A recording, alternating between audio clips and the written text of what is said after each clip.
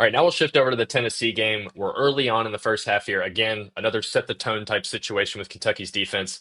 Mind you, this is about 5 seconds after Lamont Butler just straight up ripped Zakai Ziegler on the very first possession of the game, went down to the other end, got a layup, really set the tone immediately from there. But then you have another just really great, aggressive up in your face type defense. Everyone's fighting hard, fighting through screens. Really good stuff from Kobe again here. A very aggressive on ball defense from Lamont, but just a great overall set the tone type play against an offense that you know is not, one of the higher ranked offenses in the SEC. So just really good, sound, comfortable defense here from Kentucky for nearly an entire possession, and they end up getting a turnover here that kickstarts another semi-fast break, but gets Kentucky in a good position here on their second offensive possession of the game. But Brandon, you picked this play out as well. What was this a tone setting type thing for you? Is that why you really liked this play, or what else what were the other layers here to peel back that you were a big fan of?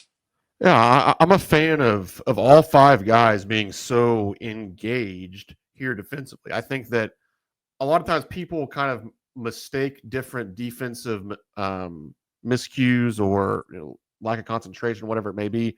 A lot of people just quickly turn to effort and say like, "Oh, Kentucky's not playing hard enough," and I always push back on that a little bit. Like there's very few times where I look out there and think these guys aren't playing hard, but I think there are times where maybe they're not as the concentration isn't quite where it needs to be, or the urgency isn't quite where it needs to be, the activity Mhm. level isn't quite where it needs to be, and those are all somewhat synonymous with effort, but it's not quite the same.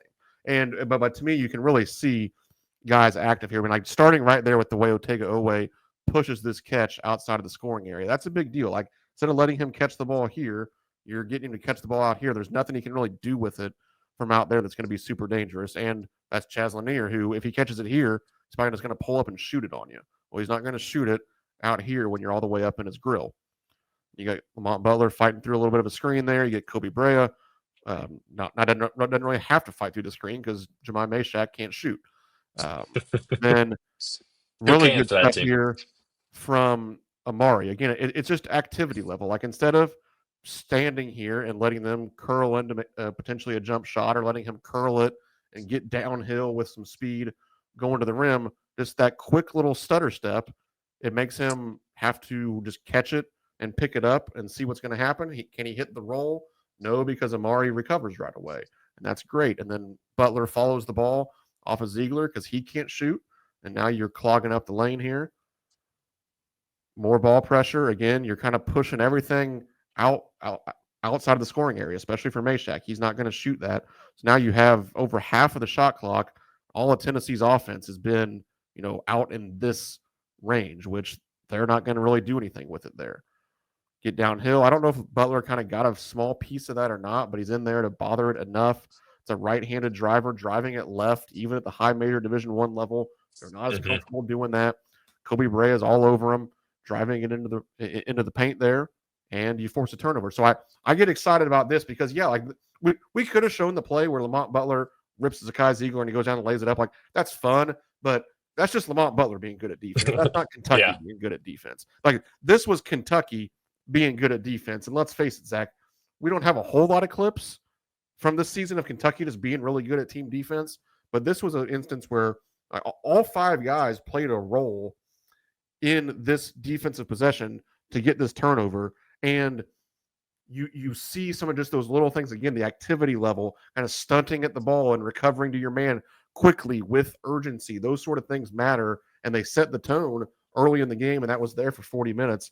That's how you're able to, even with a shorthanded roster, find a way to score enough to win and win 75-64 against a top five team in college basketball. Going to this next play we're going to be looking at where we are right now. 3 minutes left in the second half with Kentucky barely holding on to this lead here. Um, you're going to see, again, just great overall team defense here. This is a lot of recovery type stuff, like not necessarily double teaming guys, but going over and just tagging them, going over and just giving enough of a stunt where you're getting guys off balance.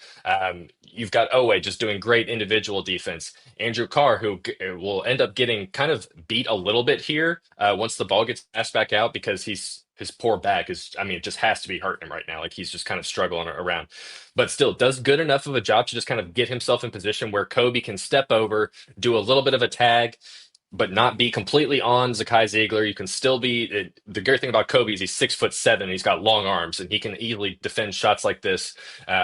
So really good job of Kentucky on this possession of just being able to fill little holes without necessarily committing all the way into going, to double teams or leaving their man entirely.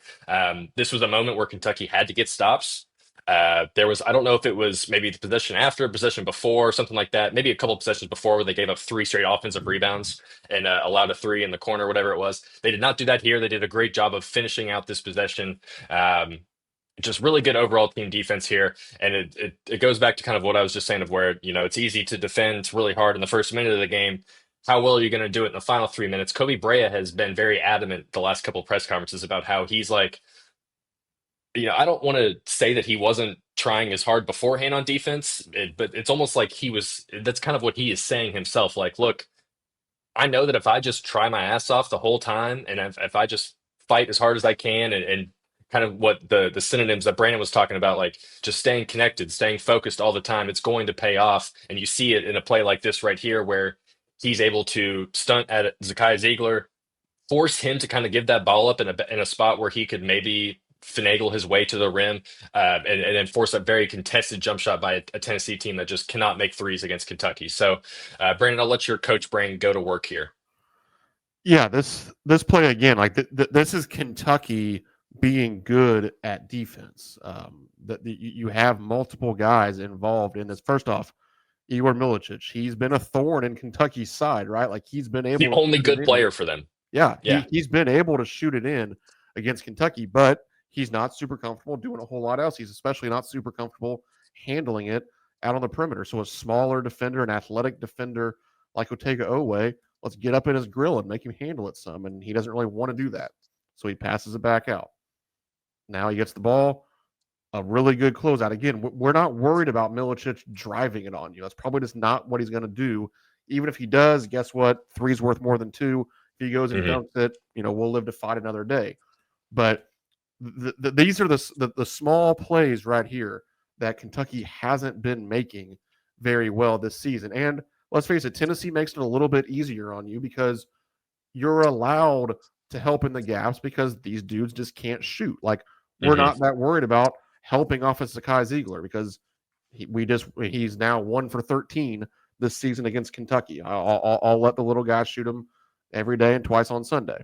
But you get a little bit of a stunt, and then still though it's a recovery, and that's what Kentucky. I think that's been the next step of Kentucky here recently is that you're not just letting these guys shoot. Like, yeah, we like to poke fun at Zakai Ziegler, but I mean, the dude's still an all SEC caliber player, still shoots over 30% from three. If you just 7 for 8 from three in the two games between Kentucky. right, exactly, yeah, he had been making all of them after he missed all of them essentially against Kentucky, but those percentages go down if you're there to contest it a little bit, and also he probably just won't even shoot it if you're there to contest it a little bit. So there was a little bit of a contest there, gets him to drive it. Jordan Gainey here, number 11.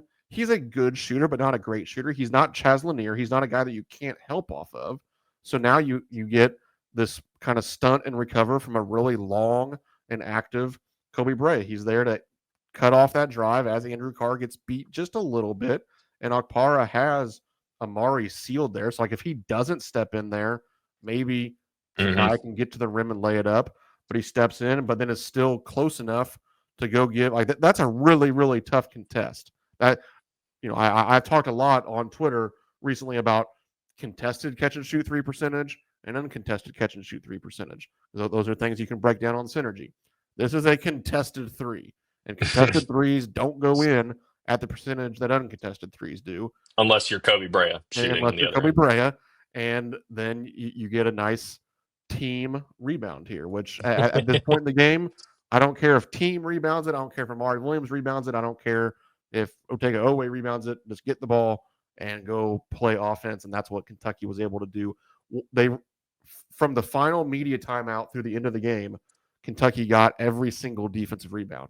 That was huge after kind of getting whipped on the glass in those first few segments of the second half. They were excellent in the first half. They were really, really bad for 16 minutes of the second half, and then they were perfect for the final like 349 or whatever it worked out to be.